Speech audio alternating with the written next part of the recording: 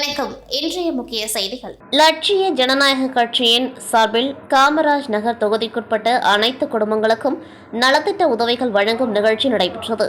லட்சிய ஜனநாயக கட்சியின் தலைவர் ஜோஸ் சார்லஸ் மார்டின் சமிப்பிள்ளை தோட்டம் பகுதியில் முதற்கட்டமாக லெனின் நகரில் வசிக்கும் அனைத்து குடும்பங்களுக்கும் மிக்சி, மின் அடுப்பு, குடிநீர் சுத்திகரிப்பு இயந்திரம், ஜூஸ் மேக்கர், தபா உள்ளிட்ட பல்வேறு வீட்டு உபயோகப் பொருட்களை வழங்கினர். முன்னதாக பகுதிக்கு வருகை தந்த லட்சிய ஜனநாயக கட்சி தலைவர் ஜோஸ் சார்லஸ் மார்டினுக்கு மக்கள் மாலை அணிவித்தும் மலர்களை தூவியும் ஆரத்தி எடுத்தும் உற்சாகமாக வரவேற்பு அளித்தனர். இந்நிகழ்ச்சியின் பொழுது மண்டல பொதுச் செயலாளர் விஜயராஜ் உடனிருந்தார்.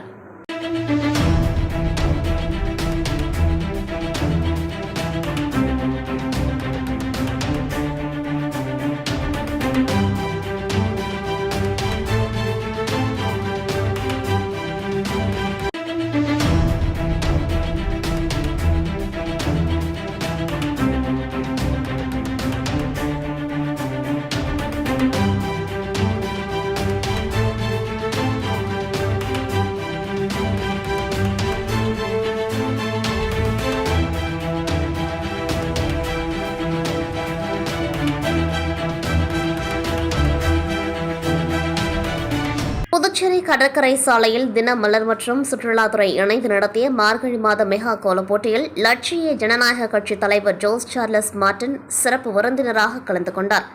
இந்த போட்டியில் புள்ளி கோலம், ரங்கோலி, டிசைன் கோலம் என 3 பிரிவுகளில் ஆயிரக்கணக்கான பெண்கள் கலந்து கொண்டு கடற்கரை சாலை முழுவதும் வண்ணமயமான கோலங்களை வரைந்து தங்கள் திறமைகளை வெளிப்படுத்தினர். லட்சிய ஜனநாயக கட்சி சார்பில் கோலப் போட்டியில் முதலிடம் பிடித்த 3 பேருக்கு டபுள் டோர் ஃப்ரிட்ஜ் பரிசாக வழங்கப்பட்டது. மேலும் போட்டியில் பங்கேற்ற 1250 பேருக்கு அரிசி, உளுந்து, துவரம் பருப்பு, பாசி பருப்பு உள்ளிட்ட 15 அத்தியாவசிய பொருட்கள் அடங்கிய மளிகை தொகுப்புகளை தலைவர் ஜோஸ் சார்லஸ் மார்டின் வழங்கினார். இந்த பரிசளிப்பு விழாவில் பொதுப்பணித்துறை அமைச்சர் லட்சுமி நாராயணன் கலந்து கொண்டார். இதனைத் தொடர்ந்து புதுச்சேரி வில்லியனூர் தொகுதி மக்களுக்கான 2026ஆம் ஆண்டுக்கான நாள்காட்டி வழங்கும் நிகழ்ச்சி லட்சிய ஜனநாயக கட்சி பொதுச் செயலாளர் பூக்கடை ரமேஷ் ஏற்பாட்டில் நடைபெற்றது. இந்த நிகழ்ச்சியில் பங்கேற்ற லட்சிய ஜனநாயக கட்சி தலைவர் ஜோஸ் சார்லஸ் மார்டின் பொதுமக்களுக்கு 2026ஆம் ஆண்டுக்கான நாள்காட்டி மற்றும் 1 கிலோ சர்க்கரையும் வழங்கினார்.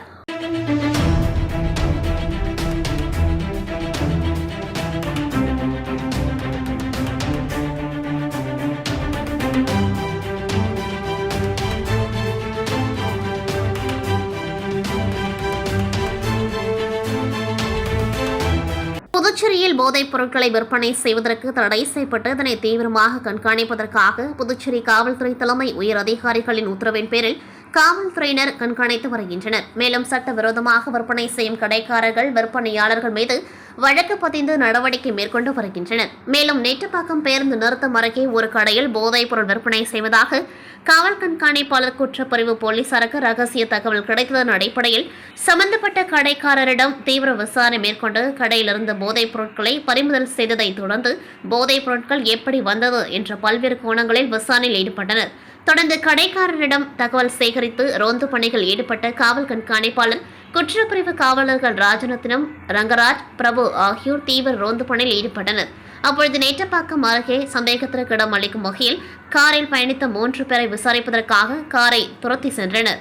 இதனால் பதட்டமடைந்த போதைப் பொருட்களுடன் காரில் பயணித்த வட மாநிலத்தை சேர்ந்த மிசாரம், ஹர்ஷன்குமார், கனாரம் ஆகியோர் தப்பி செல்வதற்கு முயன்றபோது குற்றப்பிரிவு காவலர்கள் மடக்கி பிடித்தனர்.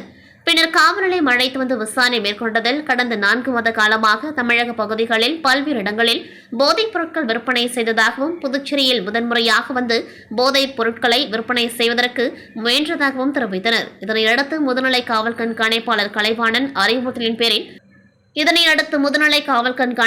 கலைவாணன் அறிவுறுத்தலின்படி மேற்கு காவல் கண்காணிப்பாளர் சுப்பிரமணியன் உத்தரவின் பேரில் நெட்டப்பாக்கம் பொறுப்பு ஆய்வாளர் ராஜகுமார் மேற்பார்வையில் உதவி ஆய்வாளர் வீரபுத்திரன் போதைப்பொருள் விற்பனையில் ஈடுபட்ட 3 பேர் மீதும் வழக்கு பதிந்து அவர்களிடமிருந்து சுமார் 2 லட்சத்திற்கும் மதிப்பிலான போதைப் பொருட்கள், சுமார் 4 லட்சம் மதிப்பிலான கார் ஆகியவற்றை பறிமுதல் செய்து மேஜிஸ்ட்ரேட் முன்னிலையில் ஆஜர்படுத்தி காலப்பட்ட மத்திய சிறையில் அடைத்தனர். மதுரை முல்லை நகரை சேர்ந்தவர் வைஷ்ணவி. இவர் சென்னையில் உள்ள கல்லூரி ஒன்றில் துணை பேராசிரியராக பணிபுரிந்து வருகின்றார். வார இறுதி விடுமுறை நாட்களில் புதுச்சேரியை சுற்றி பார்க்க தனது சகோதரி மற்றும் நண்பர்களுடன் வந்து நகர பகுதியில் ஒரு விடுதியில் தங்கியுள்ளார். இந்த நிலையில் இன்று மாலை 7 மணியளவில் தனது நண்பர்கள் சகோதரியுடன் பாண்டி மெரினா கடற்கரைக்கு வந்த வைஷ்ணவி அங்கு கொட்டப்பட்டிருந்த பாறைகளுக்கு மேல் அமர்ந்து கடலை ரசித்துக் கொண்டிருந்தனர். அப்பொழுது திடீரென கால் தடுக்கி விழுந்து பாறைகளின் நடுவில் சிக்கிக் கொண்டார். இதனை கண்ட அவர் உடன் வந்தவர்கள் அங்கிருந்தவர்களின் உதவியுடன் காவல்துறைக்கு தகவல் அளித்தனர். அதன் பேரில் தீயணைப்பு வீரர்கள் உடன் சம்பவ இடத்திற்கு வந்த போலீசார் வைஷ்ணவியை மீட்க முயற்சித்த நிலையில் அவரை மீட்பதில் சிரமம் ஏற்பட்டது. இதனையடுத்து கிரேன் வாகனம் வரவழைக்கப்பட்டு சுமார் 1 மணி நேரத்திற்கு மேலாக போராடி பாறைகளை அப்புறப்படுத்தி வைஷ்ணவியை உயிருடன் மீட்டு ஆம்புலன்ஸ் வாகனம் மூலம் புதுச்சேரி அரசு மருத்துவமனைக்கு சிகிச்சைக்கு அனுப்பி வைத்தனர். இதில் அவருக்கு காலில் முறிவும் கையில் லேசான காயமும் ஏற்பட்டுள்ளது. தொடர்ந்து மருத்துவர்கள் அவருக்கு சிகிச்சை அளித்து வருகின்றனர். புதுச்சேரி உப்பளம் தொகுதிக்குட்பட்ட திபுராய்பேட்டை நிக்கோலஸ் குடியிருப்பில் நீண்ட ஆண்டுகளாக வசித்து வரும் குடும்பங்களுக்கு சட்டப்பூர்வ உரிமை வழங்கும் நோக்கில் இலவச வீட்டுமனை பட்டா வழங்கும் திட்டத்திற்காக உப்பளம் தொகுதி சட்டமன்ற உறுப்பினர் அனிபால் கெனடி தொடர்ந்து சட்ட நடவடிக்கைகளை முன்னெடுத்து வந்தார். இந்த திட்டத்தின் ஒரு பகுதியாக சமீபத்தில் நில அளவைத்துறை, வருவாய்த்துறை மற்றும் நகராட்சி அதிகாரிகள் இணைந்து கணக்கெடுப்பு மற்றும் ஆய்வுப் பணிகளை மேற்கொண்டனர்.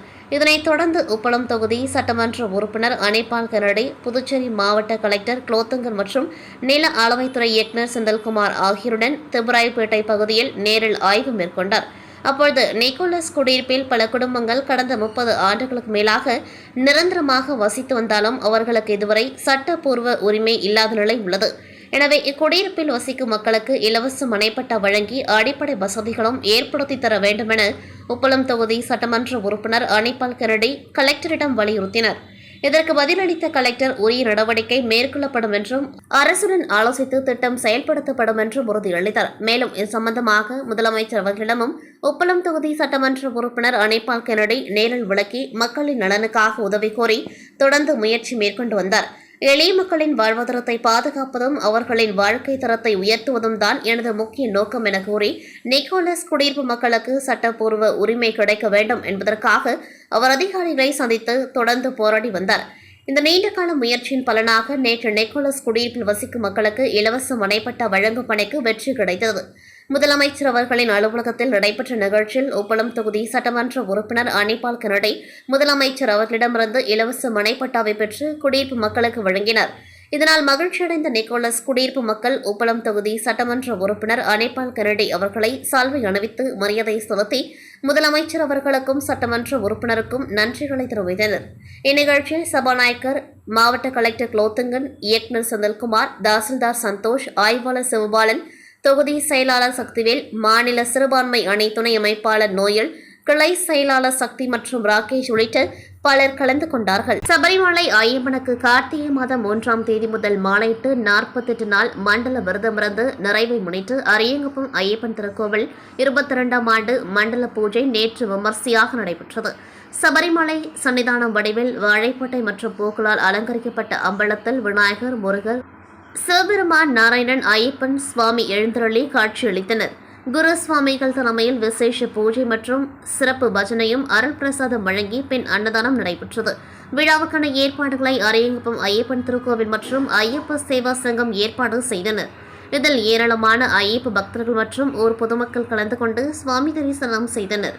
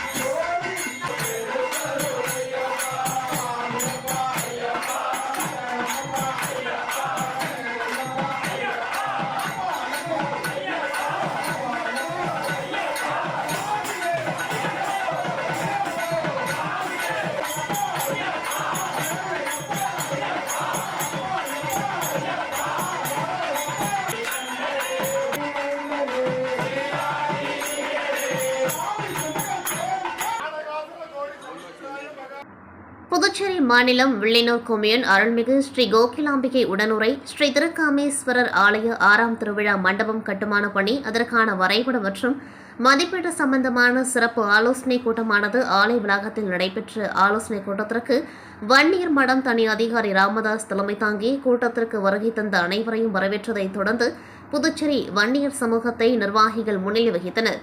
இக்கூட்டத்தின் துவக்க நிகழ்வாக ஸ்ரீ கோகிலாம்பிகை சமேத ஸ்ரீ திருக்காமேஸ்வரர் ஆலயத்தில் சிறப்பு அபிஷேக ஆராதனை நடைபெற்றது. அதனைத் தொடர்ந்து வில்லியனூர் பஞ்சாயத்தில் உள்ள சுமார் 24 பஞ்சாயத்திற்குட்பட்ட வன்னியர் சமூகத்தினர் மற்றும் நிர்வாகிகள் ஆகியோர் ஆலோசனைக் கூட்டத்தில் கலந்து கொண்டார்கள்.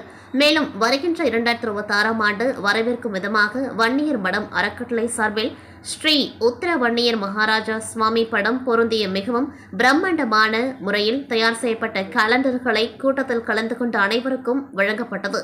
மேலும் இந்த சிறப்பு ஆலோசனைக் கூட்டத்தில் வன்னியர் மடம் அறக்கட்டளை தனி அதிகாரி, விழா குழுவினர் மற்றும் அறக்கட்டளையின் நிர்வாகிகள் மற்றும் வன்னியர் சமூகத்தினர் ஏராளமானோர் கலந்து கொண்டு சிறப்பித்தனர்.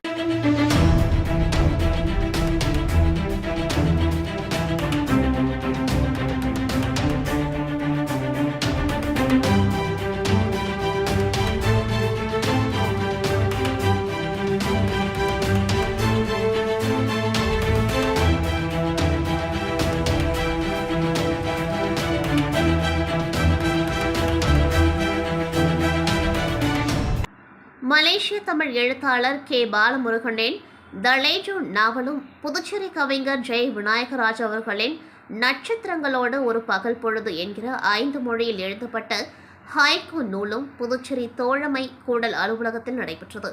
இதில் புதுச்சேரியில் உள்ள தமிழ் அறிஞர்கள் மற்றும் இலக்கிய வாசகர்கள் கலந்து கொண்ட 2 நூல்கள் வெளியீட்டு இலக்கிய மாமணி சண்முக சுந்தரம் அவர்கள் தலைமையேற்று நடத்தினார். புதுச்சேரியில் உள்ள தமிழ் அறிஞர்கள் மற்றும் இலக்கிய வாசகர்கள் கலந்து கொண்ட 2 நூல்கள் வெளியீட்டை இலக்கிய மாமணி சண்முக சுந்தரம் அவர்கள் தலைமையேற்று நடத்தினார். கே. பாலமுருகனின் தலேஜு நாவலை கலைமாமணி முனைவர் கோ. பாரதி வெளியிட கலைமாமணி முனைவர் சுந்தர முருகன் அவர்கள் பெற்றுக்கொண்டார்.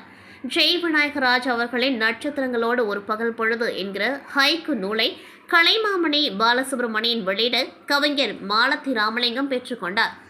2 நூல்கள் வெளியீட்டில் மலேசிய எழுத்தாளரான பாலமுருகனின் தலேஜு நாவலை பற்றி விரிவான நூல் அறிமுக உரையை முனைவர் சுந்தர முருகன் அவர்கள் வழங்கியதோடு தலேஜு நாவல் மிக நுட்பமான சிறப்புமான மொழியிலும் எழுதப்பட்ட படைப்பாக பாராட்டி பேசினர்.